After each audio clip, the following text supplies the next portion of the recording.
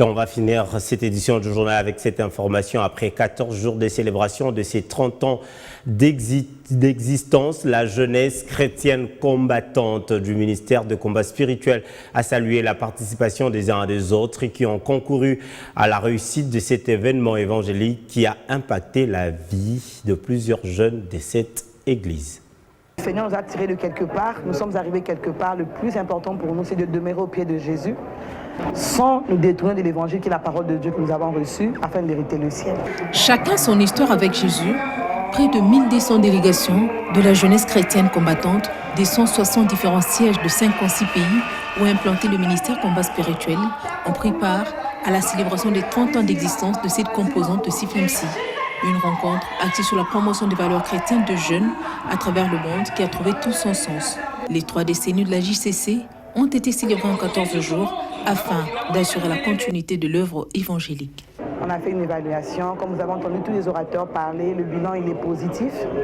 Pendant 30 ans, le Seigneur a fait des grandes choses. Donc ça valait la peine que nous puissions venir rendre des actions de grâce, être reconnaissants à Dieu pour tout ce qu'il a fait dans nos vies et s'asseoir aussi pour voir comment nous allons faire pour relever les défis à venir. L'adoration, la prédication, des excursions, ce moment était aussi capitalisé par des conférences pour des échanges d'informations et partage d'expériences entre jeunes pour plus d'autonomisation. La première semaine, c'était une activité spirituelle. Lorsque nous voyons ce que les orateurs ont fait comme travail, cela a eu de l'impact dans la vie de plusieurs jeunes et plusieurs jeunes ont témoigné qu'en rentrant dans leur siège, dans leur demeure, dans leur maison, ils prennent cette parole, ces enseignements à cœur et ces enseignements ont été déjà comme une sémence.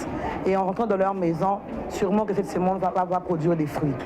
La deuxième semaine, il y a eu de l'entrepreneuriat. Les jeunes qui n'avaient pas vraiment une connaissance à 100% sur l'entrepreneuriat, ils ont eu à apprendre. Donc, leur déplacement, les billets qu'ils ont payés n'étaient pas en vain parce qu'ils n'ont pas eu seulement la connaissance spirituelle, mais la connaissance aussi du point de vue entrepreneuriat, finance, business. Il y a eu le tourisme. Donc, en gros, c'était une réussite à tous les niveaux. Parmi les moments forts, la remise des trophées en hommage au couple Langui d'abord pour avoir imprimé une nouvelle vision pour la promotion de la chrétienté en République démocratique du Congo et dans le monde, et puis aux enfants pour la continuité de l'œuvre. 30 ans de célébration, une belle opportunité pour présenter les résultats du travail réalisé dans l'encadrement de jeunes. Chacun partage son expérience.